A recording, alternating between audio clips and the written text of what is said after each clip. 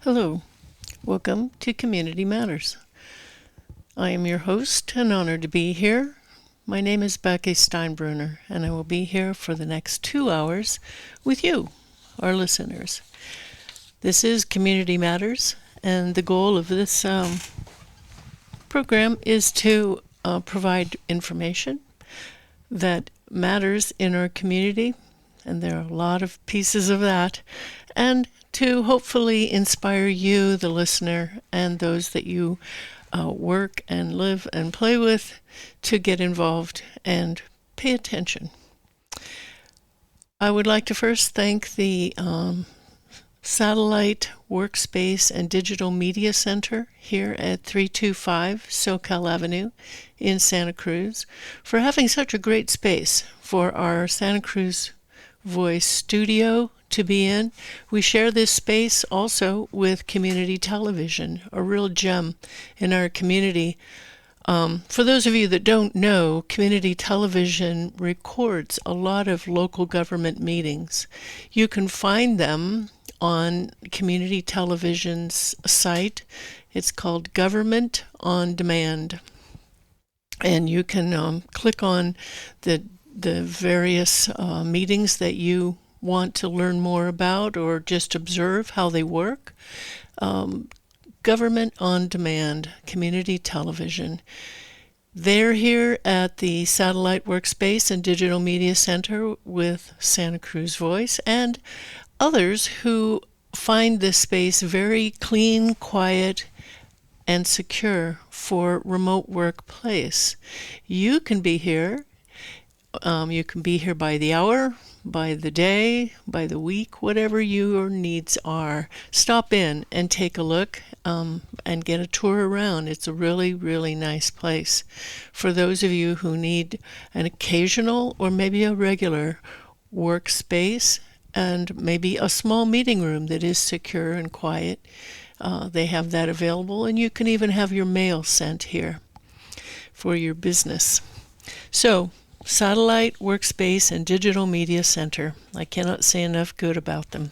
325 SoCal Avenue in Santa Cruz, between Ocean Street and the beautiful San Lorenzo River. Our program today will be, I think, hopefully very interesting to you. I have every week on Community Matters brought up some piece of information regarding the battery energy storage system known as BESS, the acronym BESS, Bravo Echo Sierra Sierra. These projects are for energy storage, and it is a part of the California state plan to become 100% renewable energy reliant by 2045. The county's goal is 2030. So Santa Cruz County is among many counties in the state of California and nationwide, actually, that are looking at how to develop rules for permitting and zoning of these kinds of large energy storage projects. We did not know, many of us, that in Moss Landing it is the largest battery energy storage site in the world until the big fire began on January 16th of this year and then re-erupted in February of this year. The cleanup, if you will, is in progress with many, many, many unanswered questions. There are different levels of citizen involvement in that. The neveragainmosslanding.org website has a lot of information. That group is phenomenal in what they are doing in terms of trying to hold not only County of Monterey, State of California, but also federal officials, the EPA, Environmental Protection Agency, that is tasked with the job of protecting the public and the environment. But they have been rather curiously silent on things such as what is in the material that is being removed and trucked down the roads from this battery disaster site. What is in the air? What is in the soil? And how is it affecting the people? Is anybody monitoring how it is affecting the people? That's a big question. And hopefully we'll have some answers. I've interviewed quite a few people that are involved in that, and I really want to thank them for their good work. Here in Santa Cruz County, we also have some grassroots group leaders. Stop Lithium BESS. There's that acronym again, BESS, in Santa Cruz County. And there's another one called Clean, Safe Energy for California.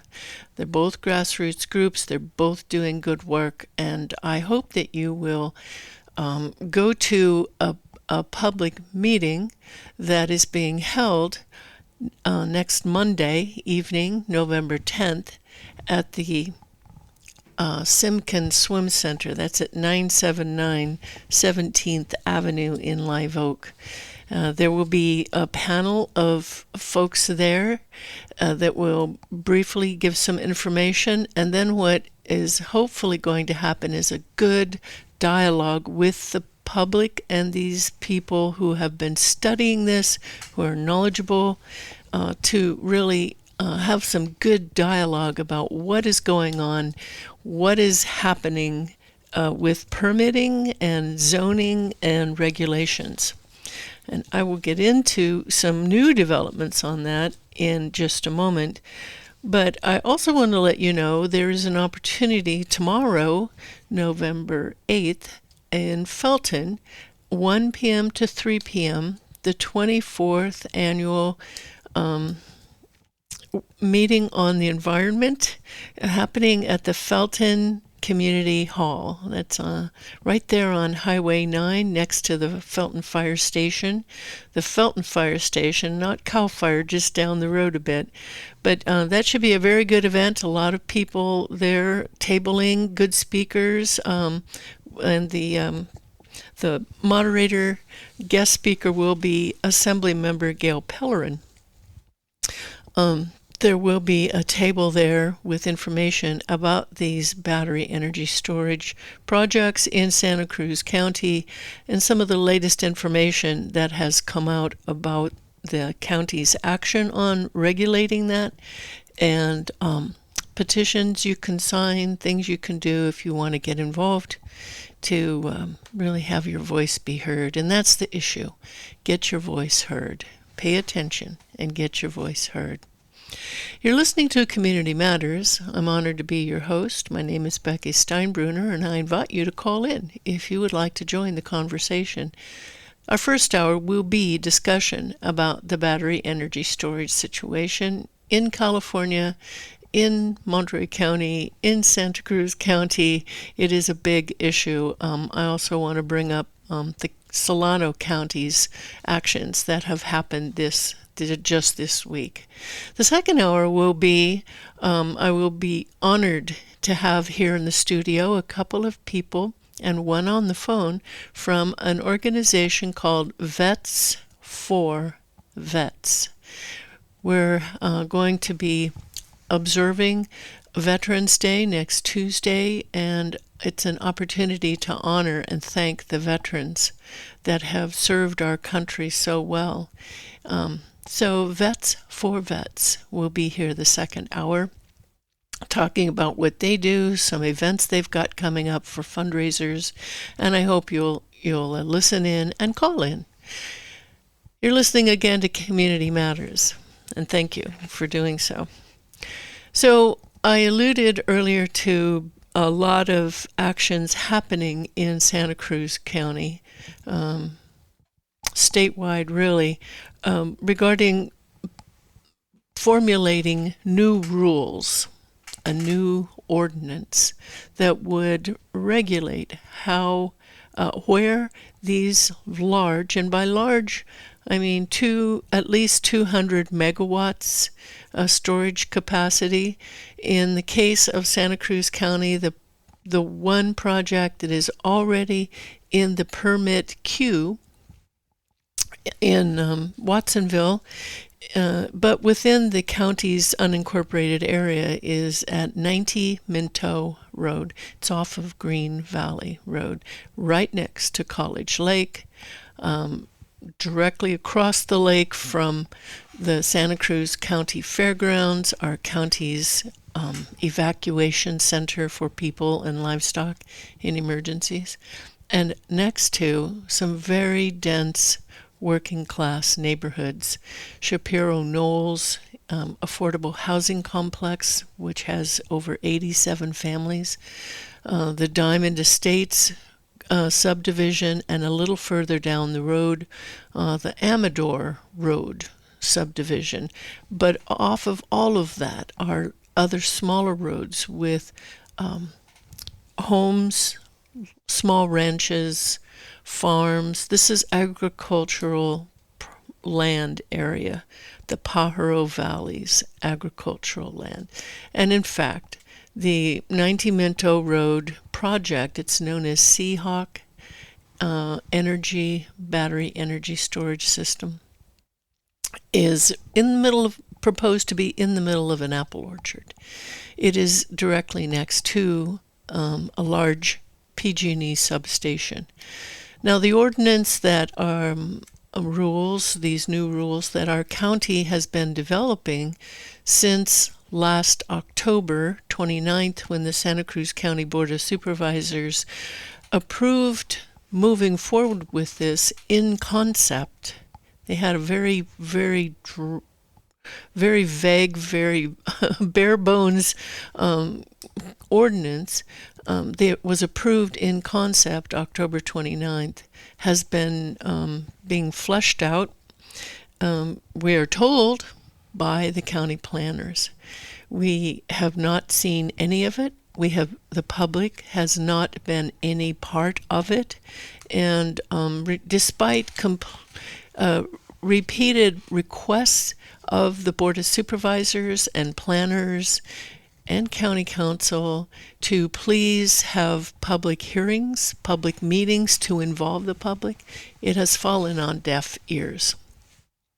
Through Public Records Act requests, materials that I have obtained and some others have obtained, we know that this county's ordinance has been largely written by the developers and their consultants of Seahawk Energy Project. And that's what we've got to fight. Until today, no one had seen it. I am very grateful to report to you that the county administrative officer, our new county CAO, Miss Nicole Coburn, announced at last Tuesday's November 4th Board of Supervisor meeting, when many people continued to talk about this and raise concerns, that the county would be putting up the draft ordinance for battery energy storage system BESS projects on a new web page by the end of this week, and hopefully posting the draft ordinance on that web page. And I'm happy to report that they did. It came out just today. So I have not had a chance to look at this document that will be considered by the Board of Supervisors at a 1:30 hearing or scheduled item of their agenda on Tuesday, November 18th. I have not had a chance to look at it, but I am encouraged that it's got a little more substance to it. It is now 10 pages instead of 7. Before, it centered largely on the use of agricultural land for these sorts of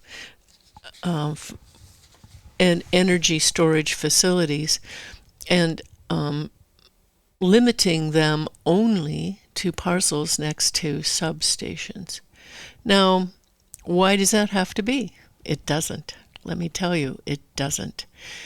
I listened in on the Solano County Board of Supervisors meeting, also on November 4th, and I also listened to 2 hours of public comment yesterday before the California Energy Commission wherein that commission was holding a public hearing in the town of Vacaville, where a large battery energy storage system project known as the Corby project, the developer's name is NextEra, went a different route.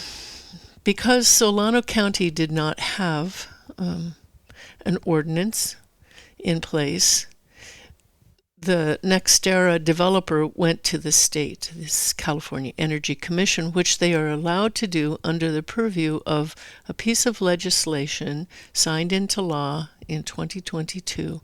It was known as AB 205. And you will see that on this new county website. They provide you that information. It's quite nicely done.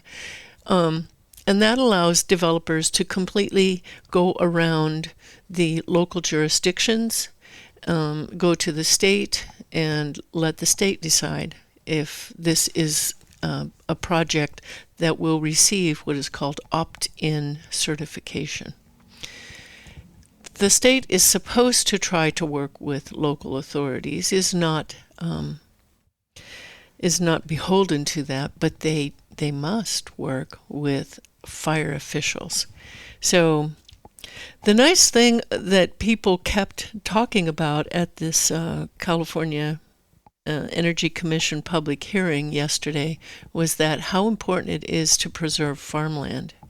This big project in Vacaville would gobble up a lot of farmland, just as this project in our county, Santa Cruz County, the Seahawk Energy Project, is proposed to gobble up a lot of apple orchard. Now the developer, New Leaf Energy, no relation to the local markets or the foreign-owned markets here named New Leaf. New Leaf and their consultant Dudek have done soil reports and said, oh, it's marginal farmland. It isn't productive, which, that's a little hard to believe because it's been in production for a long time. But it would take land out of agricultural production. It would go against our county's local voter initiative known as Measure J that was approved by the voters in 1978, I think it was, that established the importance of preserving farmland and limiting growth in our county. And that was a voter initiative. My understanding is that the county cannot just arbitrarily make up a pathway to get around that, but that's exactly what is in or was in the bare bones ordinance. And again, I have not yet seen the new improved version of the ordinance, but I'm worried that it is not going to protect the public safety in a manner that what I saw happen with the Solano County ordinance. Solano County Board of Supervisors actually approved their draft ordinance, and they had been working on it. Their county had been working on it for almost 2 years. When the Moss Landing fire happened this year in January, immediately their board reacted by putting on a moratorium for any new BESS projects to file application until they could finish their ordinance. And that in part probably is what also caused the NextEra developer to go to the state for approval of the Corby BESS project. So we'll see how that goes. We will see how that goes. There is another project in queue at the state. It's called the Compass Project. It's already in environmental review process, and that once that is deemed, the application with the state is deemed complete, it starts off a 270-day clock, And at the end of that time, the state must either approve the project or deny it. But what they must do is to rely on the state, the fire officials of a jurisdiction. So here's what's important in Santa Cruz County, that we contact our fire officials and ask them, have they seen this new version of the Santa Cruz County BESS ordinance? Have they had a part at all in developing it? What do they think of it?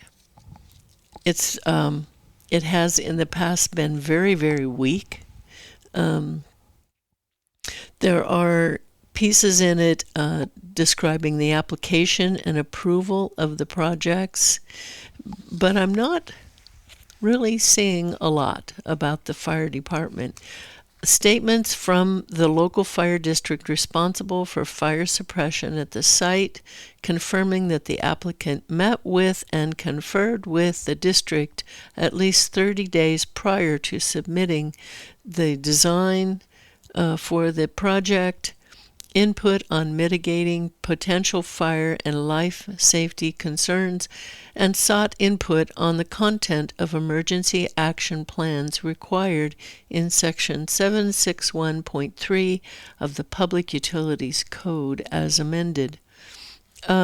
For applications submitted before the effective date of this ordinance, the applicant shall submit the statements within 30 days of the ordinance adoption. Well, that's an improvement. But did it happen? Did it happen? And what will the fire people say? How involved have they been? We have a caller here, and I would like to take this call. Again, you're listening to Community Matters. My name is Becky Steinbruner, and I'm honored to be your host for 2 hours until 4 p.m. This first hour, we're talking about the status of the battery energy storage projects in Santa Cruz, Monterey County that just adopted a moratorium, much for the same reason Solano County had, and also what Solano County is doing. But let's take this caller. Hello, can you hear me?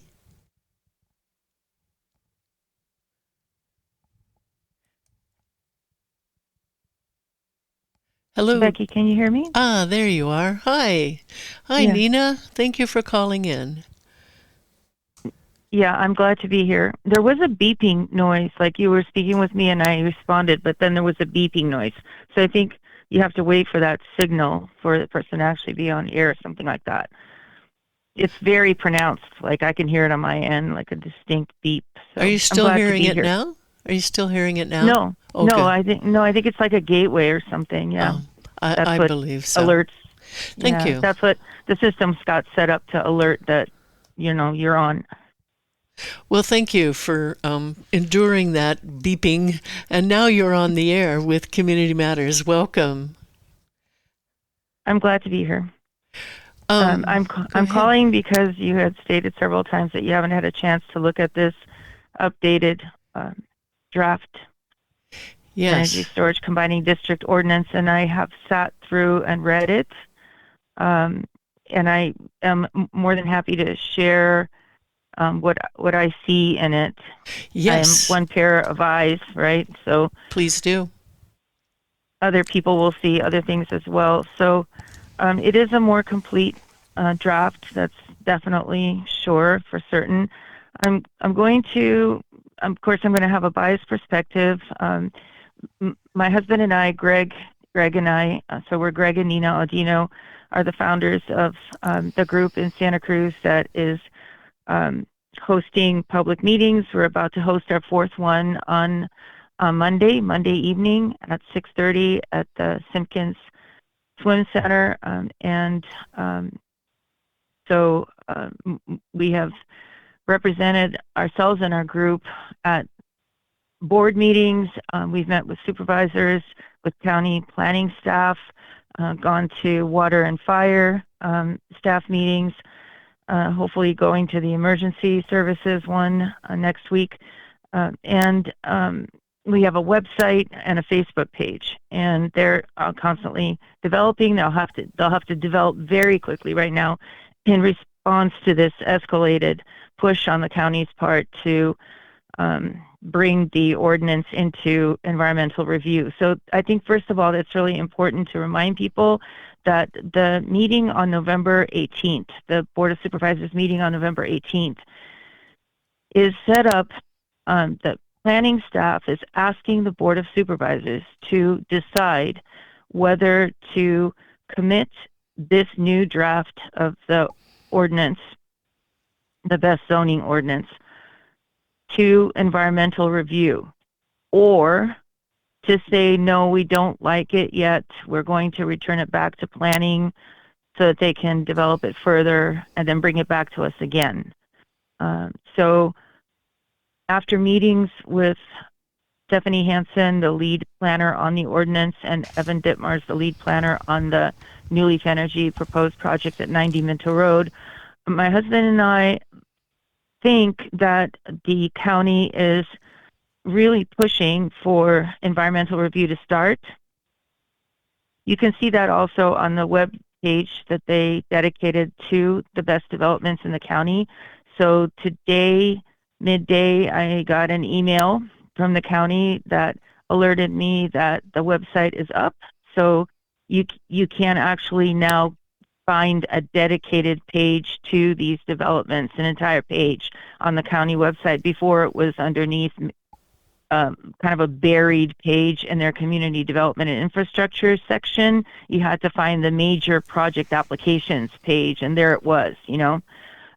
So now they've developed this web page, and all of this seems to point to their desire to start environmental review. The reason they're giving the public for this is that we have to have local control.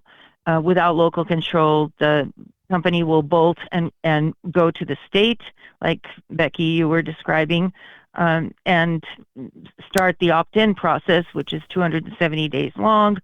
And it's Stephanie's opinion in planning, and I think maybe other people's opinion too, possibly, that the state will not have as strict an approach, a rigorous enough approach with their environmental review, and that the county's approach will be more strict.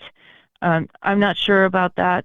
I have not been party to a situation, you know, where the county has had to do a very high-profile environmental review. I haven't been part of that, so I can't speak to that. I do know that in Solano County and in Orange County, the CEC process for the Corby BESS in Solano near Vacaville and for the Compass project in Orange County, the CEC process has been extremely rigorous. And the CEC has filed dockets requesting that the developer do a number of additional studies and reviews, and also that they abide by local ordinance. So anyway, I have looked at this revised document, and one thing I noticed right away is, I'm going to read the following language to you from page 8 of the PDF under General Plan Amendments. They refer to and other emerging technologies when they speak about what it is that they are zoning, right? So they say battery energy storage systems and other emerging technologies, and that, you know, this will allow other climate resiliency technologies and incorporate state-of-the-art technology and safety measures. So our group is advocating heavily for them to use language that states best available and non-flammable technology, and I don't see that wording except at the very end, and I believe that addition at the very end is actually from our recommendations that we shared with them. We shared our recommendations. We had 32 of them. We shared them with the supervisors, with planning, and with fire, with water. We all worked together to get this out as much as possible. So there is a mention of that toward the end of this new revised ordinance. So then there is a very troubling section. I agree with you, Becky, about the issue with land, with agricultural land, and the land use conundrums and kind of falsified information that's in this adjustments and falsified information that's in this ordinance is very, very troubling to me. So the section on land use basically says, so where an energy storage system occupies a portion of a site with types 1 through 3 ag resource soils, the remainder of that site shall be permanently protected under ag conservation easement. And if the easement is smaller than the gross area of the facility, then the developer has to identify and buy and give to the county an additional, or the county, okay, maybe the developer doesn't have to buy it, but the county working with the developer has to identify as much additional agricultural permanent conservation easement land, resource land, to make up that difference, so that whatever that gross area of the facility is, there is in fact somewhere in the county an equal 1-to-1, permanent conservation easement in ag land. I don't know, Becky, you know a lot more about this than I do. I don't know if that is how the original code was written for conservation easement, but that's what they are proposing right now. And so this is very troublesome because in another part, like a preceding section of the ordinance, there's a statement saying that the BESS actual structure and all improvements related to it, except perimeter fencing and drainage, needs to be located 100 feet away from adjacent ag resource land. So I'm not sure how that statement can coexist at the same time, simultaneously, with the statement that you can use ag resource land right next to the facility on the same parcel to become permanent conservation easement land. Do you follow what I'm saying, Becky? I do. How can you say that? Go ahead. No, I'm at a loss. Maybe there's something logically I'm not understanding here, but I think this is really fine footwork, and you can't really claim both things at the same time. Yeah. Unless there's something I don't understand. Yeah, I agree with you. It doesn't make sense. Now, Nina, thank you so much for calling in, because you have such attention to detail and you've thoroughly studied this for a long time. When the public attended the October 27th public meeting, it was poorly noticed by Supervisor Felipe Hernandez, Ms. Hansen, the planner, stood up and said that the new version of the ordinance would have 1,000-foot setbacks. Do you see that anywhere in the new document? Yes, and so I was going to continue because there's like more that I'm hoping to share right now as much as I can, right? Please. So the setbacks are 100. They remain 100 feet, except 1,000 feet from their definition of sensitive receptor, which is hospital, school, commercial daycare center, or residential care facility. Now, as in the case of how they are determining that the facility sits on ag land that's not viable, and in terms of how they're determining that permanent conservation easement, and in terms of this statement about what constitutes sensitive receptor, I believe those are arguable.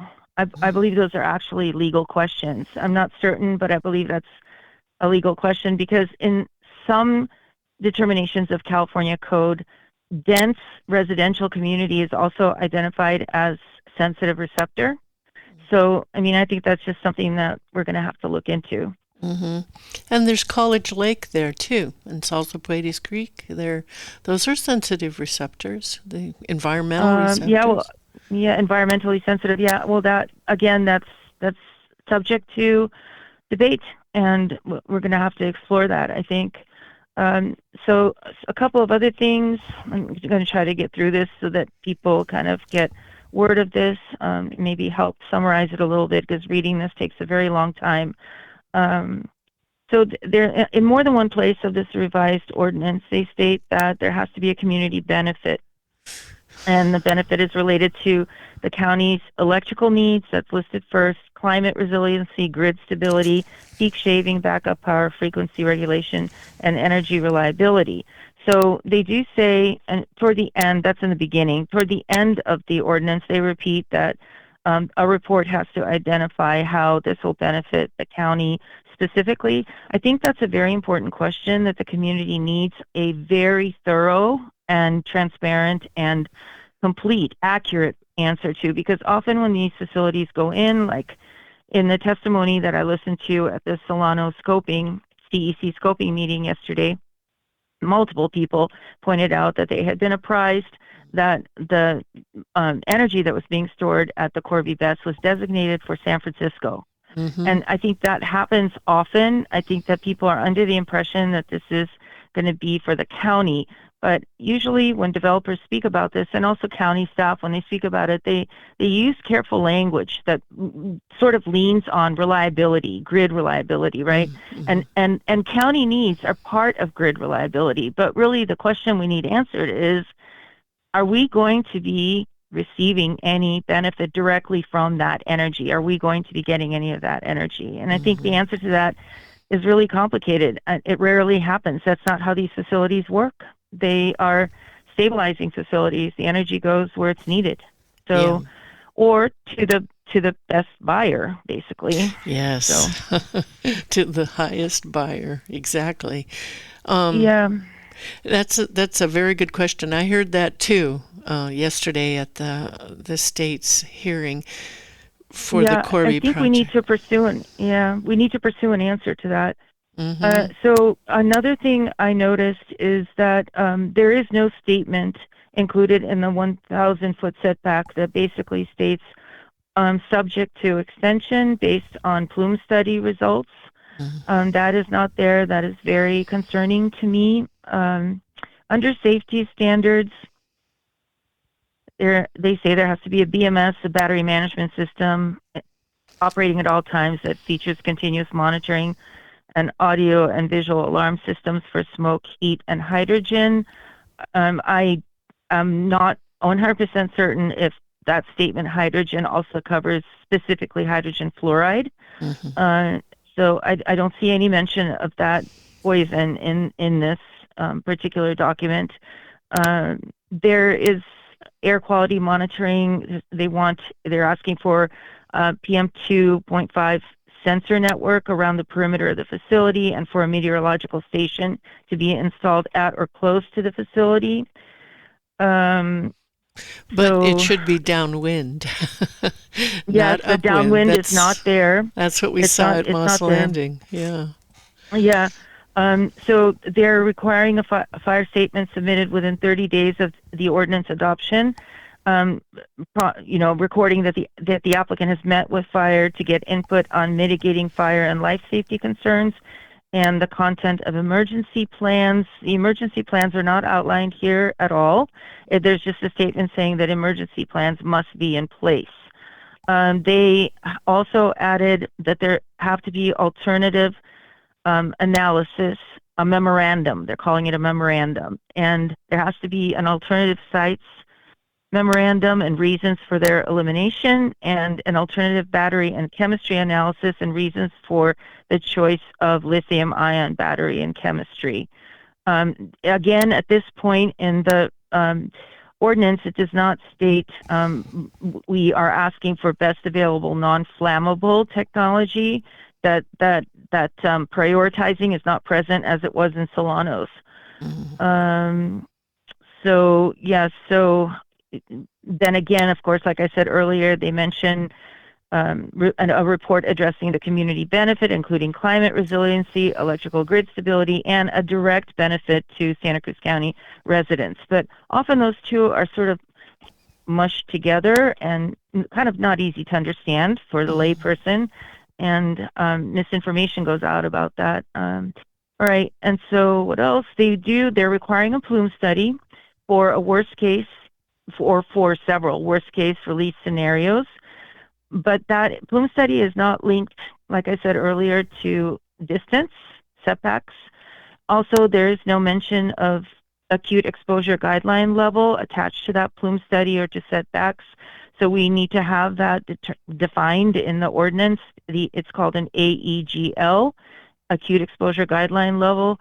There are three, and the one in which you do not have to live afterwards with permanent horrible side effects is one. We need to push for an AEGL 1 like they have in San Diego County. They do have a requirement for baseline for air, surface water, groundwater, and soils within 1 mile of the BESS or within the plume study results, whichever one is greater. Mm. They have an annual inspection, testing, and monitoring plan. They do not have, and this is also very concerning for me, they do not mention any ongoing daily real-time, whether using drones or other methods, AI methods, digital methods, real-time state of charge and state of health monitoring to track what is going on with the charging and discharging levels, because that is the heart of, often the heart of battery degradation. That's how batteries degrade. And it's really important to track for a third party, an independent third party, to be tracking how the owner and or operator are doing this daily charging and discharging, because sometimes numbers are fudged. Obviously, they will make more money if they charge more energy. There's more available to discharge for money, right? So it's very important to monitor that, and I don't see that in the draft ordinance. There is a statement saying the augmentation plan has to prioritize replacement of battery packs with non-flammable, non-explosive tech as it becomes available. That's toward the end, very end of the ordinance. And then also toward the end of the ordinance, it states that the county reserves the right to, at the applicant's expense, engage third-party reviewers of any application materials. I would just really say that the plume study has to be done by a third-party, independent third-party company that the county hires, just for all of our sakes. That has to be an independently conducted study, because so much rides on it. Yeah. And the large-scale fire testing. They are including large-scale fire testing, but that has to be contracted with a third-party independent entity, basically. Can you explain for the listeners who may not be familiar with what large-scale fire testing means? Okay, so ordinarily what's been happening and what is causing some of these problems with the fires that are happening and the approval of equipment that then later on does burn, right? And it burns in ways that the communities are not prepared for. Like, it burns harder, longer. People are not really prepared for a 10-hour burn of this kind of poison in their community, right? So what's been happening is UL is approving these battery cells and packs basically by saying, let's run a test and see if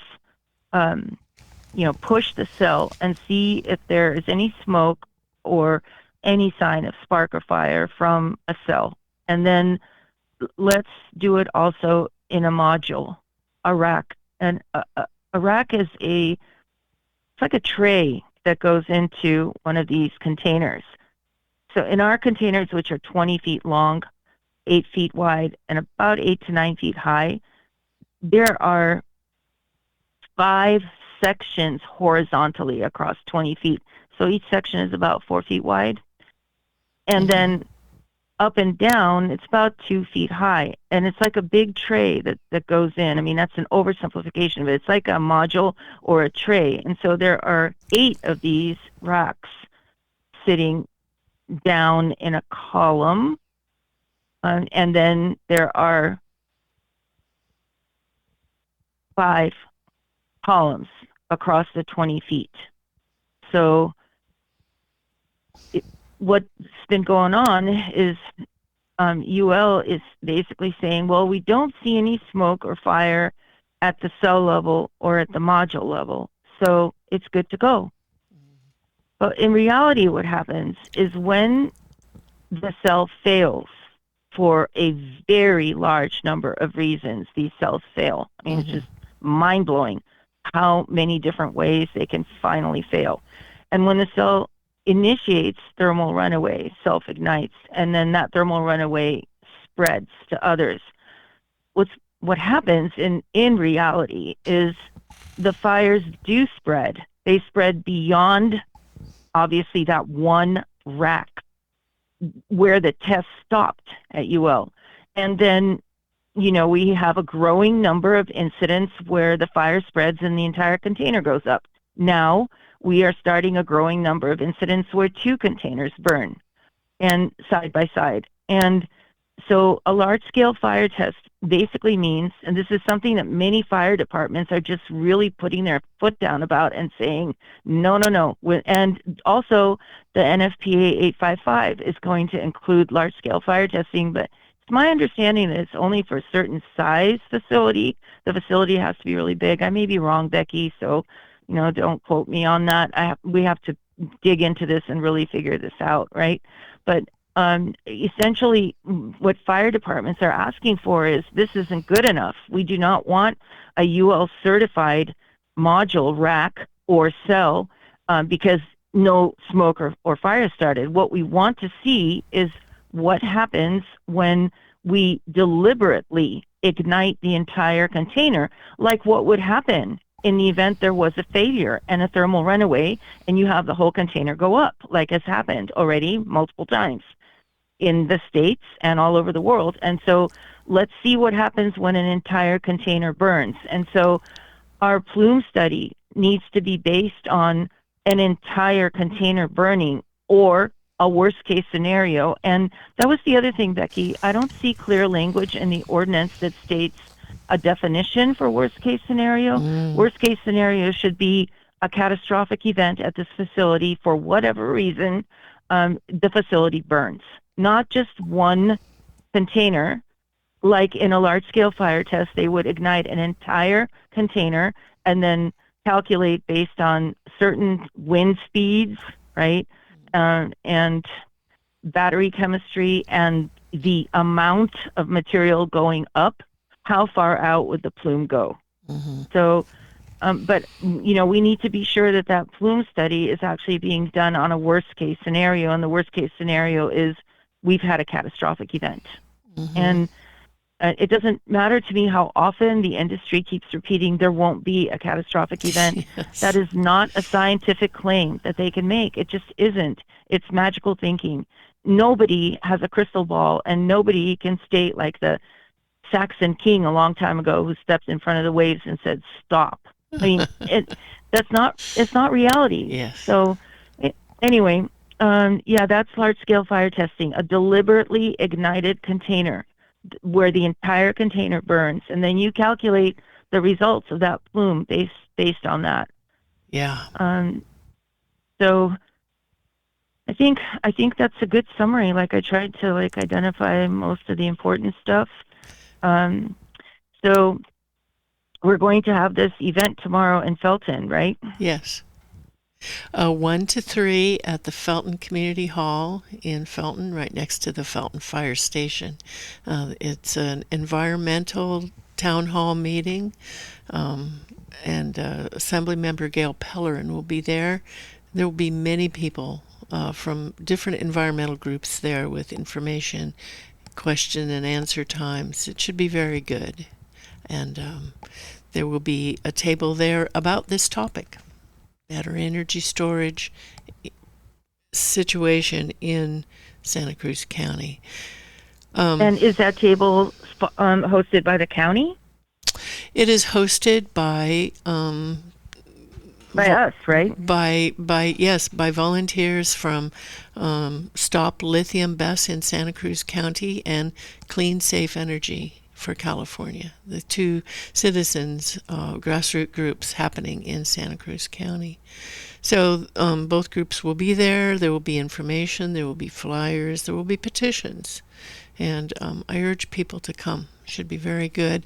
In advance of the excellent November 10th public meeting that Stop Lithium BESS in Santa Cruz County is putting on. Do you want to talk about that with our listeners? We've got about 5 minutes, Nina. Thank you for calling in. I think you gave a really good recap of it. I think that we really need to have an opportunity for people to ask questions. I was very disappointed and very concerned by how Supervisor Hernandez's staff and county staff chose to handle the town hall, the only one that was held in over a year since planning for these BESS infrastructural gigantic changes in the county are coming. So for over a year, they have not held a town hall. And then when they did hold one, it started late, about a little over 10 minutes late. Then there were introductions. And so by the time the first speaker began speaking, it was like 12 minutes too. They had eaten through 20 minutes. Some of the presenters spoke upwards of 20 minutes. And then there was a question and answer period where very few questions were actually answered, and they were carefully curated by the staff. And then when public comment actually commenced, it was a few minutes after 7 o'clock, the end of the meeting. They rushed it. They limited people to 2 minutes. They made maybe 5 or more people at the end of the line sit down. The optics of the situation were actually quite odd. Someone in the public stated loudly, "This is discrimination." And then Mr. Gomez, Supervisor Hernandez's analyst, made a point of allowing the last person in line, a high school-aged Hispanic girl who spoke beautifully to the issue, allowed her magnanimously to speak. But the thing is, they truncated public comment, and it was just, I was stunned. And we need an opportunity for people to ask questions. So that's pretty much what we're going to try to do at our meeting. We need dialogue. We need to be able to have people ask a lot of questions, and so that we can have a back and forth and really talk about people's concerns and what they need to know more about. Yeah. We're working as fast as possible to develop a page on our website, Stop Lithium BESS in SantaCruzCounty.org. And that will be a page dedicated to a menu for ways to comment on the ordinance should it go into an environmental review immediately, and templates, like template comments, the kind that you and I, Becky, both listened to coming from members of the public in Solano yesterday. That was very interesting. I noted that on the county's Santa Cruz County new BESS ordinance website, they give a description of the Seahawk Energy project, and it says that the developer has already engaged a consultant to begin initial study for environmental issues. I thought that the public had to be invited to help with that. Maybe I'm confusing it with scoping that comes later. What are your thoughts on the developer already starting to do an initial study that will ultimately determine whether or not an EIR, environmental impact report, is needed? What do you think? Yeah. So we didn't have time really to dwell on that. I am still not clear about how they are outlining this. So on the one hand, they state that the ordinance has to go through environmental review and be approved before any action can be taken on the project application. But then they also say that the environmental review is going to be done concomitantly, simultaneously, on both. And that worries me. and I'm sorry, we've got to wrap it up here. We're at the top of the hour. Yeah. My concern is that the county will pay for an environmental review of the ordinance that includes the project as a gift to the developer, and the developer will not have to pay for an environmental impact report. But we'll have to stay on this.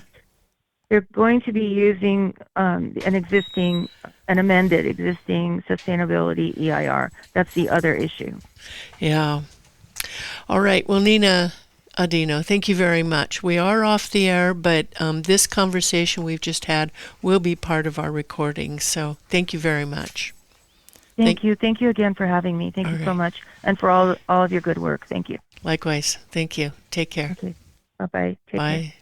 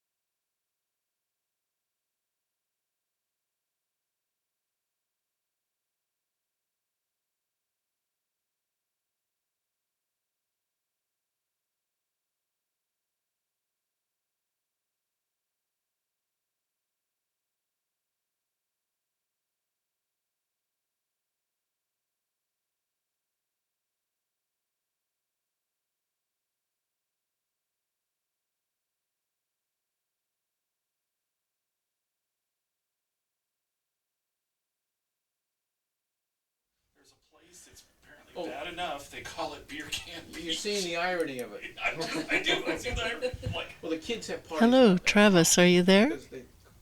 Hi, yeah, can you hear me all right? Hi, I can. Thank you for calling in.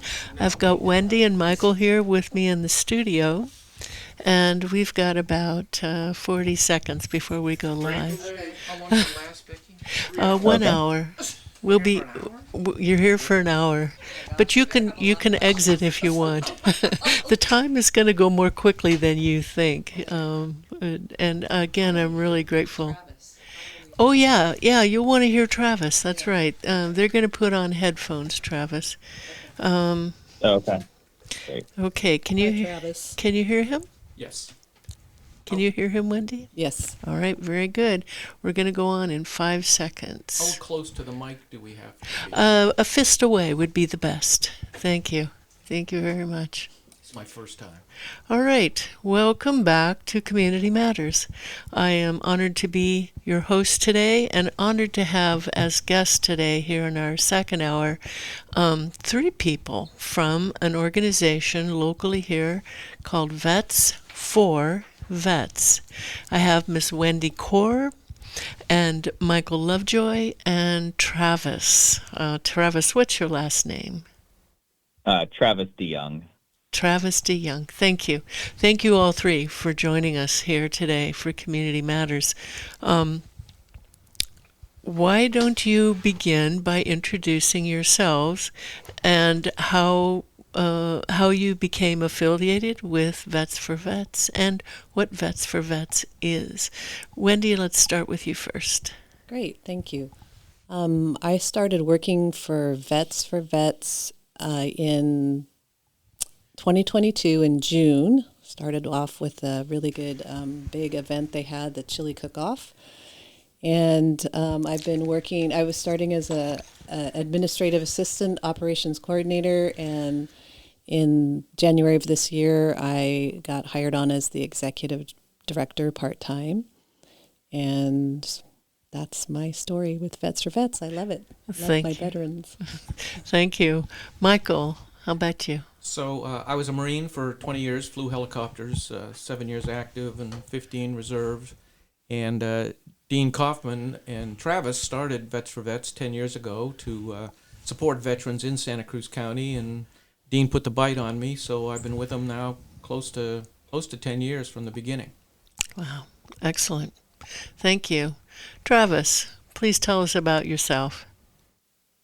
Yeah, so my name is Travis DeYoung. I'm a Marine Corps veteran. I served 2007 to 2011 in aviation supply and deployed to Iraq in 2009 for 11 months.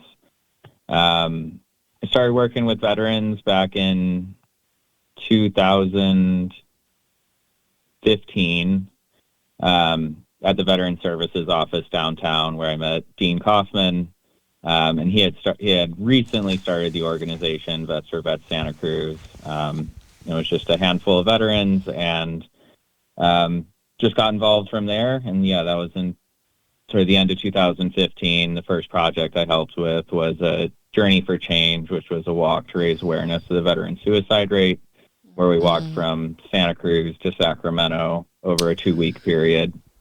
And since then, it's just been, investing in the organization and watching it grow, being able to hire a couple of staff to really help us as we've grown. We've done a lot of emergency assistance. We've given out around $120,000 in emergency assistance to local veterans in Santa Cruz County.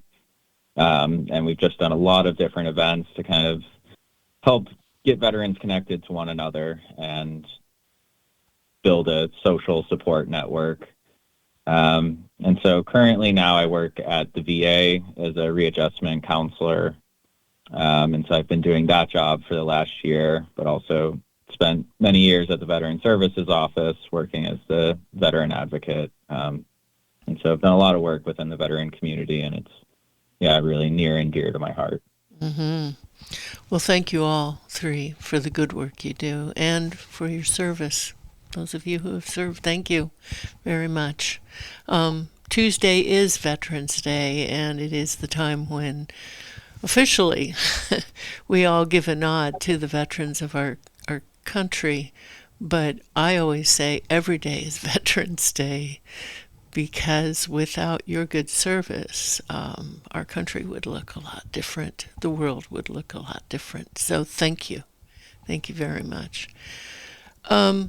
Tell us a little bit more about what Vets for Vets is. I want to say my introduction to the organization was at the fabulous fundraiser, the Mac and Cheese Cook-Off. That was really great. And that's where I learned about you. But tell us about the organization and what it is that you do. So our main mission is to build a community of veterans within Santa Cruz County, and we do that a couple of different ways. We have monthly events. For example, tomorrow there's a bowling tournament at the bowling alley downtown. And then on Tuesday we have a march for veteran suicide, bring awareness to veteran suicide. 20 upwards of 20 U.S. veterans a day commit suicide. So Buzz, one of our board members, does a walk every year for veteran suicide. So what we're trying to do is build community. We do that by having events. We have our meetings. We have an outreach program where we do home visits. We have cash disbursements if a veteran needs a, unexpected car repair, whatever. We can give them some cash. We have a moving program where we help veterans move into their new facilities. I think Dean and Travis from the beginning recognized some needs that weren't being met, and we tried to fill those needs. We have a small home repair business, repair service. If veterans need a little bit of help fixing up their house, we can help them there. And just trying to build a community, get people off their social media and get them connected. 'Cause that's a big problem for veterans in Santa Cruz County and throughout the United States. Is a lot of loneliness. So that's the other part we want to do, is build a community of veterans. Yeah. Travis, do you want to speak? I think Mike really nailed it with, the way that we're sort of oriented in building community and creating a social network. And that is partially volunteering and service and helping veterans who need help in our community and filling those gaps. And then, events that really bring people together and can highlight, veteran issues and just create connection. I mentioned the emergency assistance program. We've done a moving program. We've done many different programs to try and meet different needs here in our county for, the veterans who need those services. Thank you. Tell us a little more about some of these fundraisers, because you're primarily funded by the money that you bring in through donations. How can people get involved to support you through these fundraisers that you've got coming up? Well, we always are looking for people to volunteer to help out at all of our events, and participating, like for the bowling. Come out bowling tomorrow at 1 p.m. We would love to have all the lanes filled. The Boardwalk Bowl and the Santa Cruz Bowling Club put this on for Vets twice a year. And they fill up the first squad, which starts at 9, which are bowlers that have averages and handicaps or that sort of thing. And then 1 p.m. is our turn to fill up the lanes. So if you can come out and bowl, it's $20 for 3 games, and the shoes are included, and it's a lot of fun. Nice. You bring your friends, and Vets for Vets gets those proceeds. So That's really excellent. helpful. That's excellent. How can people learn about other events that you have coming up? I see you have a number of things set up here. I really want people to know how they can help. Well, we advertise them in the newspaper, Good Times, the Sentinel, Coastlines, and Next Door, and that sort of thing. For Sunday, Travis actually can talk about this event because he's the one that's spearheading the film that's being shown. Travis, you want to talk about the film? Yeah, so on Sunday, Vets for Vets is doing a sort of collaborative project with the 418 Project downtown. It's another local nonprofit, and they have a building. It's the old River Street Theater next to Trader Joe's there in downtown Santa Cruz. So we're doing a film showing of the film The Tuskegee Airmen.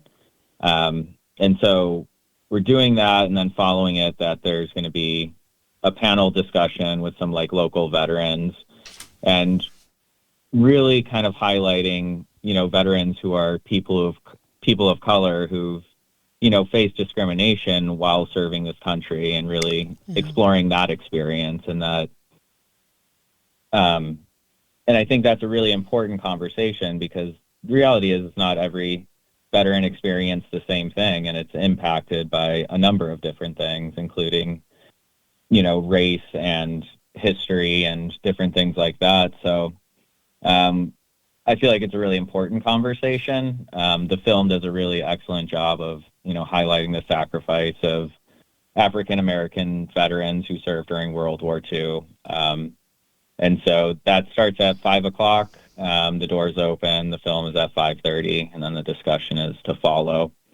Another way to kind of just get in touch with generally what's happening with Vets for Vets is if you go onto our website, which is vets Santacruz.org. So it's vetsforvetssantacruz.org. You can sign up for our mailing list, and that's probably the best way to stay in touch. Wendy does a great job managing the emails that go out and keeping our membership informed. And also just want to highlight that, our membership is not just veterans. It can be friends of veterans or anybody who wants to support veterans in our community. So we really invite people to come in and help however they can. So the website and getting on the mailing list, I think, is probably the best way to do it. But also, as Wendy said, we, put it out on other channels too, so people can learn about what's going on with our group. Excellent. Thank you.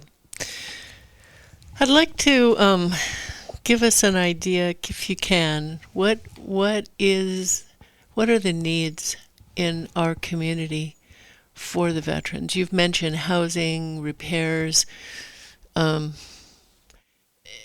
It isn't an easy transition to come back, I think, from a military life back into the community, and there are things that continue to come up for those people. You've mentioned the shocking figure 20 veterans a day commit suicide. I know many veterans are homeless too. What do you see out there? What are your people coming to you? So the good news is there are some good programs out there to get veterans off the streets. We work closely with HUD-VASH, Housing and Urban Development, with the VA housing, support housing, and those people are great. They provide vouchers for the veterans to get off the street. Mm-hmm. The tough thing is to find housing that accepts these vouchers, and that's, it's one thing to have a voucher. It's another thing to find housing that will accept the voucher. And then once they find housing, we kind of help out a little bit by getting the veteran moved. He might have stuff in a storage shed or in his old housing, and what Dean recognized was, how are these guys going to get moved? Who's going to move them? So we rent a truck, we have a volunteer crew, and we go and we move them. Wow. So ours is a very small part, but there is some good support out there. There's a number of organizations in the county. That's the good news, that there is support for these folks if they reach out, But for some of them, it's hard to reach out. It's hard to reach out. They're happy with what they're doing, and that's a challenge. Mm-hmm. Is the Veterans Village project up and running? It is up and running. I think they've got a dozen or so veterans out there, and we've helped them out a little bit. But they're up and running. Mm-hmm. That's good news. We need more like that. That's it. Yeah. And there are some projects in Santa Cruz County to build more affordable housing, and in the next couple of years, that stuff hopefully will come online. Yeah, there sure is a lot of building in downtown Santa Cruz. So let's hope that there's a preference for veterans. I saw that the Santa Cruz City Council recently did approve a local preference, and I believe veterans were named in that. Mm-hmm. So that's good news. Yeah, we've moved a number of veterans into those houses, that housing downtown. So it is opening up for veterans, and that's all good news. I see some of these places they're moving out of, and gives you a good feeling to get them into some good housing down there. Yeah. Travis, do you have anything you'd like to add? Yeah, I mean, I think as Mike said, like there are a lot of veteran organizations that exist and a lot of these different programs that, are working to fill those needs. And I think a big advantage that our organization had when we got started was, Dean was so well versed in the organizations that existed and what they were doing in our community and where the gaps are. And I think that's really been our focus is being aware of what exists and not duplicating efforts and finding where those gaps exist. And, like Mike had mentioned, the moving program, like there's great housing programs, but then when it comes to moving people into those places, there's gaps. There's great like compensation and VA support in different ways, but there's also not emergency assistance if somebody's, just short on money for food for the end of the month or, has a bill that they can't pay. And that's where we created the emergency assistance program. There's great education benefits for veterans, and sometimes it's not always enough. So we started a scholarship program to try and create more opportunities for veterans who are students who live in Santa Cruz. And so I think, and then, with like mental health, that, VA has a pretty robust like mental health services. But at the same time, like community is so important for just general well-being and mental health. And so that's, really the gap that we've gone after in trying to create more opportunities for people to come out and connect with not only other veterans, but just sort of the community at large. And so, it's kind of been a continuous being aware of what's out there and creating opportunities to fill the gaps that we see that still exist. Mm-hmm. Thank you. We actually have a caller from the audience. Would you like to take a call? Sure. All right. Thank you. Let's see if we can get this person on. Hello? Hello. Hi. Can you hear us? Yes, Becky, I can hear you. This is Corral. Welcome, Corral, for joining the conversation. We have here with us Vets for Vets. Thanks for joining the conversation. Yes.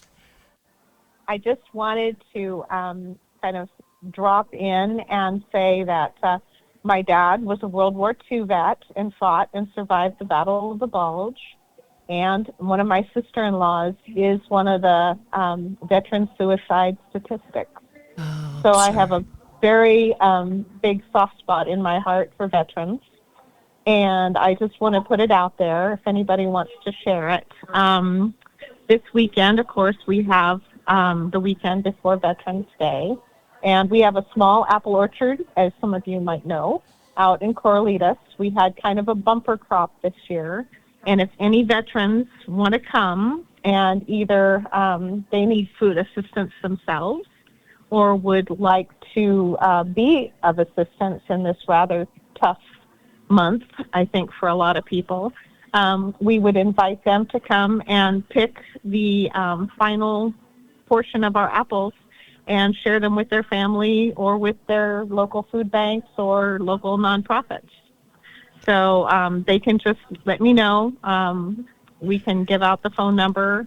They can text and just show up Saturday, maybe from 10 to 2, or Sunday from 10 to 2, maybe after they have fun bowling on Saturday, or Monday. Any one of those 3 days, I'll be available to assist in helping them pick some apples, and they're just going to be free for any veteran or veteran family member. How nice. Thank you. Tell us how people can get a hold of you to come pick these beautiful organic apples in Corralitos. Yes, it's just, you can call or text. It's 831-421-1932. And again, my name's Corel Reeder, and our orchard is Luz del Valle. Luz del Valle, light of the valley. Beautiful. Do either of you, Wendy or Michael, have any questions? And then I'll ask Travis. No questions, but thank you very much for the offer. Yes, thank you. All right. Travis, do you have anything to say? No, I guess just, appreciating that. And I think that's, part of how this organization works is, finding these opportunities that exist in the community, like offering these apples and, how we can get connected veterans to those resources. So, it's really awesome to just hear that offering. Yeah, so a group of veterans with their families, Corral, they could bring their families and have a little picnic and spend a day together picking apples at your beautiful farm. That would be okie dokie? Yes, that would be great. They can just bring their own, like, reusable grocery bags or boxes, kind of plan about how many apples you want to pick and then have a container for them, and they're free. They're just going to be available. That's beautiful. Thank you. Thank you very much. Again, that's Luce DeValier Farm on, is it Hames Road, Corral? Hames Road. And if you call or text, I'll give specific directions to come in the farm gate. Okay. And give us your phone number one more time to call or text. It's 831-421-1932. All right. 10 to 2, Saturday, Sunday, and Monday for veterans and their families. Thank you very much. Thank you. Thank you. All right. Bye. Bye. Well, that was a beautiful thing. If people have extra food or something they want to donate to Vets for Vets, is there a spot they could bring it? The best thing to do for that. Go on, Travis. Sorry, go ahead. I was going to say. I was just going to say, so Vets for Vets doesn't really do like food banks specifically. There are some in Santa Cruz that specifically serve veterans. There's the Wednesday program at the Veterans Memorial Building in downtown Santa Cruz, and I know they're always accepting food for veterans.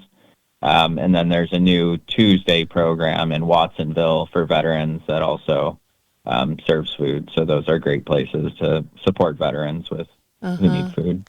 Excellent. Thank you. One of the hosts from another program that was here a little bit earlier asked me to make sure to talk with you about your logo, and it is a very beautiful logo. So let's just step off aside and tell us how you developed your logo. It is a beautiful thing. I'll let Travis speak to that. I think he designed it. He's our art he's our art major. So Travis, you want to talk about the logo? I do have the shirt on.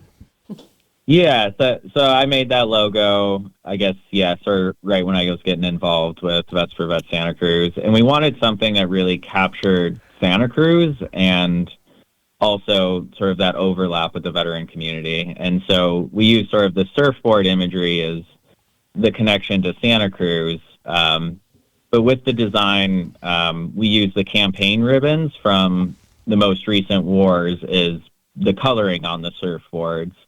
So the one on the far, I guess depending on which way you're looking at the shirt, but the one on the far left is World War II.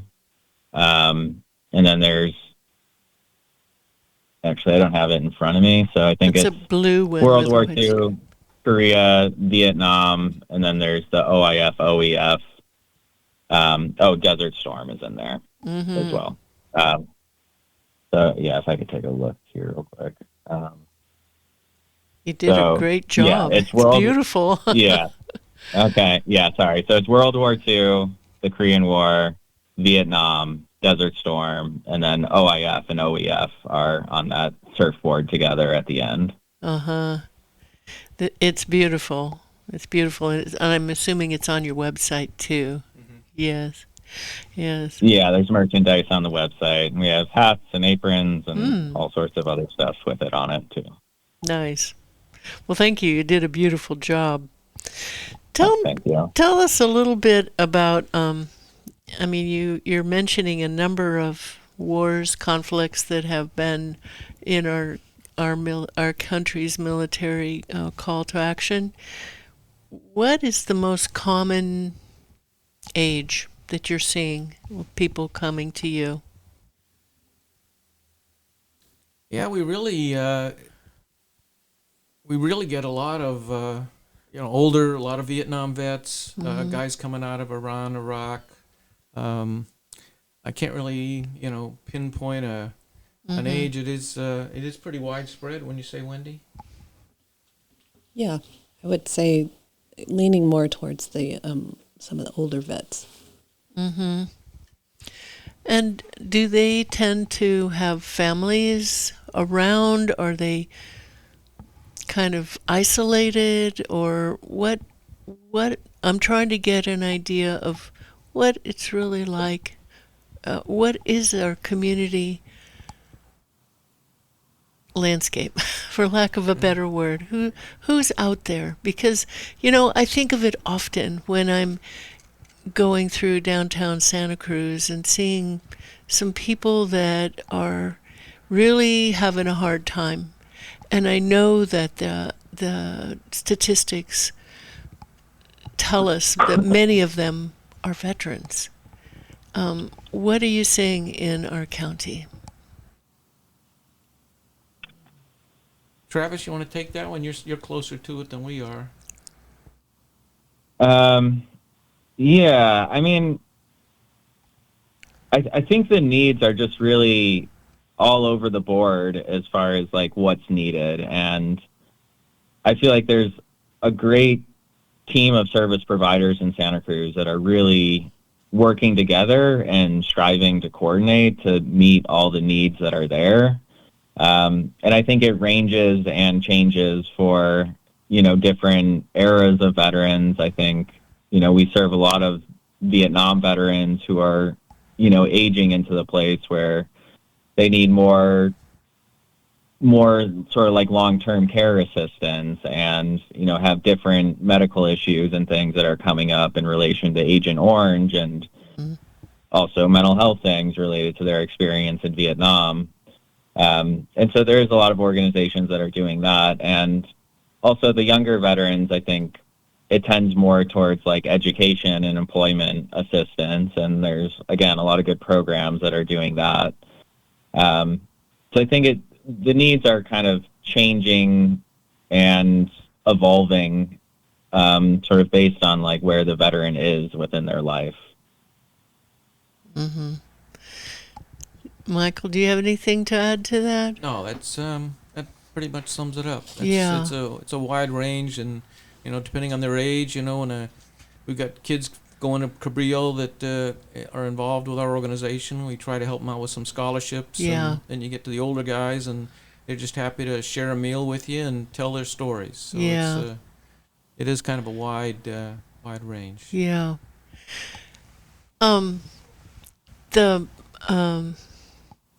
I lost my train of thought because this is I have a deep respect for veterans, and I feel like our county sometimes forgets them, and that was kind of evident to me. I watched a County Board of Supervisor meeting from Solano County this week. It happened on November 5th, and they had a beautiful ceremony at the beginning of their Board of Supervisor meeting recognizing the veterans in their community. I watched the recording of that and was impressed. I attended our Santa Cruz County Board of Supervisor meeting, and there was no mention at all of Veterans Day coming up. There was no nothing, and it was a little bit hard to see, for me to see, even though there is a veteran. I understand 4th District County Supervisor Felipe Hernandez is a veteran. We used to have Greg Caput there that was always very supportive of veterans things. So the county building at 701 Ocean Street next week will be illuminated green in Project Greenlight, and so I was expecting the board would say something about that, but that will be happening next week. What kind of support do you get from local elected people in terms of helping you, recognizing Vets for Vets and other veteran services? Yeah, it's Travis. You want to take that one? You're I'm asking hard questions, and I Yeah. apologize. I should have sent them before, but it was pretty poignant for me, comparing the counties. yeah. Travis works for the Yeah, county. I so mean, I'll let him- and so our county has a county veteran services office that provides benefits, support, and representation for veterans in our county, and that's a county program. They also have the veteran advocate program that supports, helping veterans get connected to their benefits. There's a veterans court program that's supported by the county to help, veterans who are involved with the criminal justice system. So there are, like these county programs that exist that are really serving veterans in our community. And from, my experience, like the leadership has been pretty responsive to, requests when we've asked for it. And I think, it takes sort of consistent advocating and sort of like bringing it up. Like, I think probably had there been somebody who was like, hey, let's talk about Veterans Day, there in the audience, like they probably would have actually talked about it. And so I think this is where like, it's a broader community that like we need to like look into. And like Vets for Vets has always been, sort of grassroots in the way of, we're community based and we're building our community from the connections that we have and inviting more and more people to be part of it, because yeah, some of it's about awareness and about what's actually out there and what's available. Thank you. I did bring up veterans in my public comment. It's hard at these meetings. You don't get much time. Yeah. And I did mention there was a report about the waves, the surf, the economy that the surfing brings, and I mentioned Operation Surf that happens in the spring. I think it is in the spring, when there's a group that actually helps veterans who have lost limbs go out and surf, and it's a beautiful event. And I mentioned that, and then I also pointed out in a second item that the county was talking about all the money that we will be getting from the huge opioid legal settlement. This county will be getting $1.2 million for the next 18 years, every year. And yes, Community Foundation is supposedly managing that, prioritizing money to different groups, and it listed the groups. Veterans were not on that. So I raised that issue, and hopefully they will pay attention to that. I encourage the veterans to lobby for that, because it's a need, and it should be involved as a priority. So that being said, when someone encounters a veteran, say on the street, what's the best thing to say? Thank you for your service. How do we acknowledge in a meaningful way the importance of veterans in our community? What do you think, Travis? Mike, maybe you take that. Yeah, I walk around Costco and the supermarket, and I have my Marine Corps hat on, and constantly people coming up to me and thanking my service, and it's a warm gesture, and that's really all. Yeah, saying thank you. Yeah, saying thank matters, you. huh? Yeah, makes you feel good. Yeah, absolutely. Well, I'll say it again. Thank you. And to you too, Travis. Thank you. Wendy, you told me you are not a veteran. Not a veteran. Yeah, but you certainly have a deep understanding of the needs and how to connect services. Yes. Yeah, thank you. If anybody would like to call in, we had a caller call in. Corel offered picking apples at her lovely organic apple farm in Corralitos. Anybody that wants to call in, a veteran or not, please feel free to do so. and join the conversation. The number is 831-265-5050, and we'd love to hear from you. How, because I was introduced to your group at the Mac and Cheese Cook-Off, how did that get started? How do you come up with ideas like that are so fun and so creative? Who does all that? That got started as an offshoot of the chili cook-off, which happens around April. And I don't know who started that. Travis, was that you and Dean that started the chili cook-off? Yeah, mostly Dean. Dean was sort of central on that, and I, definitely helped out. Yeah, and I mean, I think a lot of these ideas are sort of generated from the board and the members. I feel like the board is really open to hearing ideas of events that people want to do, and a number of our programs and events started with just one of our members bringing up the idea and then kind of collaborating to sort of flesh it out and make it a reality. Mm-hmm. Well, that was a lot of fun, and I enjoyed the live music. Were they also veterans, those musicians? They were great. They were really great. It was hard to decide who I would vote for as the best mac and cheese. Was it a hands-down winner, or was it mighty close? Well, the organization that won, they do some good work downtown feeding those that need it. They kind of cheated. They had sausage on the side. Yes, they did. So they won. And I was cooking for the Marine Corps League, and we took second place. But my key was you got to have bacon. So that was the key. Mine that was bacon. Good. That was very good. It wasn't healthy, but it was good. And there was another one that had sausage in it. That was mighty tasty as well. Yeah, they were all good, and everybody was so. It was a fun event. It was just really fun. I enjoyed myself very much, and it looked like people were having a good time connecting, listening to music.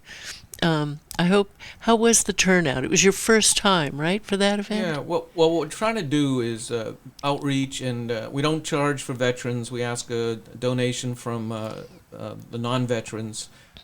So we're really trying to reach out and bring veterans in, get them out of the house, and get them active.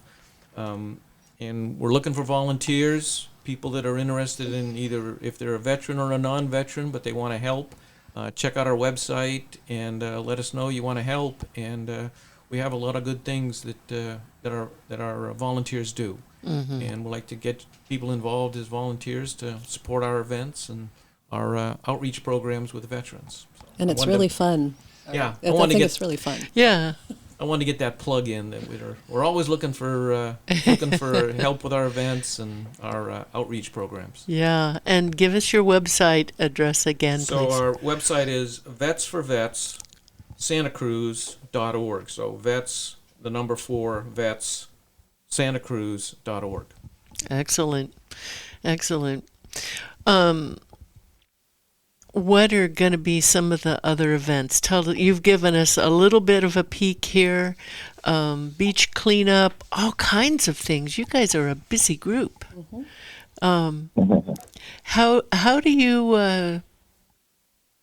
you reach out to the vets who are isolated? How do you encourage them to come out on the beach, to come out and taste macaroni and cheese? And how do you find them? It's kind of word of mouth. Once we that's what we depend on is word of mouth. Bring a friend. It is tough, to get these people there. A lot of them are homebound, and we do have a home visitation program. Stanley Johnson takes another volunteer, and they'll go in and visit a homebound veteran. Mm-hmm. But we like to see veterans turn out for our events, and we have our social media output and our advertising, and but that's a big challenge, is to get people just to come out, and they get isolated, in their little cocoons, and right. That's a challenge. Yep. Yeah. Travis, do you have any thoughts? Are you part of the home visit group? I'm not. But yeah, I mean, I think Mike, like Mike said, it's pretty challenging. I mean, we try to put it out there to as many people as we can, and I think, yeah, we rely on word of mouth. So, like, if you know veterans who are in your life, spreading the information because it's hard to get it out there, and I think it again, sort of that grassroots effort of like we need the community to be talking about it. I mean, we can put it out on these different sources, but the veteran who really needs it may be somebody who doesn't interact with any of those sources, but maybe they have a family member who does. And so spreading that information to the veterans in our lives and veterans we come across, I think is how we're really trying to do it. We do have a monthly meeting, fourth Tuesday of the month at 6 o'clock at the VFW on 7th Street. We serve a dinner. We have some good discussions, some talk about upcoming events, and just have a good time. 6 o'clock at the VFW on 7th Street, fourth Tuesday of the month. Fourth Tuesday of the month. Okay. There is a Lions Club group that meets in that same spot and is very supportive of the veterans. That's, in fact, how I learned about the macaroni and cheese cook-off, was the Santa Cruz Lions Club that meets in that same veterans facility. Give us the address of that facility. It's 2259 7th Ave in Santa Cruz. 2259. It's got the big World War II truck out front. Yes. Excellent. So anybody on the fourth Tuesday of the month, stop in at 6 p.m. Do you serve mac and cheese for supper? We do different things. We do pasta, we do hamburgers, whatever comes up on the rotation. Yeah, that's excellent. And how do you make it fun? How do you make it fun so people want to come back? The meeting. I mean, I think just the community and the connections and like having a consistent community. I think people really it starts bringing a different, I don't know, there's something when people start being really comfortable around each other and joking and are well fed and are having good discussions around what's helpful and how we can help, and also soliciting ideas of, different things that we can do. I feel like the space itself and just like the approach and the community really just brings in that fun vibe to the meetings, and then doing fun things like bowling and walking together and going for hikes. And I think there's some events that are maybe a little bit more serious, but and have a little bit more weight to them that are maybe less fun, but equally or more important in some ways to, uplifting some of the issues that we face. And like the volunteer groups, I think that's a great way to connect with someone else, is to volunteer alongside of them. And I know the moving group has been really close and connected, and I don't know, it's always a good time. Anytime that I have been able to help out with them, there's just I don't know, it's just so fun and friendly, the way people are in the group. That's certainly what I experienced the day I was at the mac and cheese thing. I really had a good time. And it was fun to see other people connecting too, and just having a good time, being outside and being together. It's important, isn't it? And an issue in our society that has become more screen dependent and tends to isolate people. Yeah. Yeah. You mentioned you've got a moving crew and a home repair crew. Any tradesmen out there that might want to donate, say if they're an electrician or a plumber or drywall? Would you like people like that to contact you? Oh, absolutely. They go on our website and sign up, and we have them on a list. And if we need a little bit of help, we don't do major rebuilds. We're talking just some minor repairs and such at the homes. But we love to have tradesmen, veterans or not, contribute. Yeah. That'd be great. Excellent. Installing handrails and Yeah, we've done a ramp. Mm-hmm. We've repaired a deck. Minor repairs. Again, we're not rebuilding kitchens, but we're just doing some minor work. Yeah, to help out, make it comfortable. Yeah, make it safe. comfortable. Right. Yeah. Tell us any stories about how you've seen the work that Vets for Vets has done, the connections. Do you have any stories you can tell us?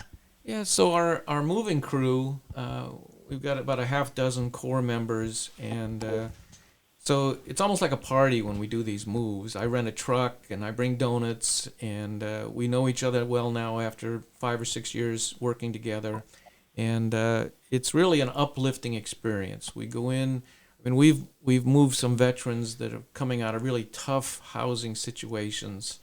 There was one guy lived way up in the mountains there, and he finally got housing down here in more civilization, if you will, downtown, and he was just so happy to get out of this place. The house was just a wreck, and his kitchen was a trailer that he had attached to this house, and it was just, we had to make a couple of dump runs for the guy and then just get his stuff moved out of the house, and you could just see the smile on his face when he, when we left him at his new place. Another guy was living above the liquor store in up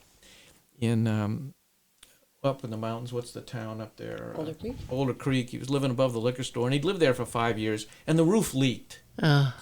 And they had a major storm, and his mattress was completely moldy. So we got the guy moved again down to downtown Santa Cruz, nice housing, and we went out and bought him a new mattress, and he was just, just made his day. He was just so happy that, and he'd lived there for 5 years. I couldn't believe that he'd lived in this place for, you see how some people live, and we're pretty lucky the way we live, and we're nice to help out. But it's the moving crew is a good. You feel good when you're at the end of the move. Yeah, indeed.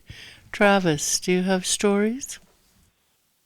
Yeah, I think like one of the things that just really sticks out to me, I mean, there's so many memories of just good community, but we've started a annual backpacking trip, and we've coordinated with like the state parks and do like a 2-night backpacking trip.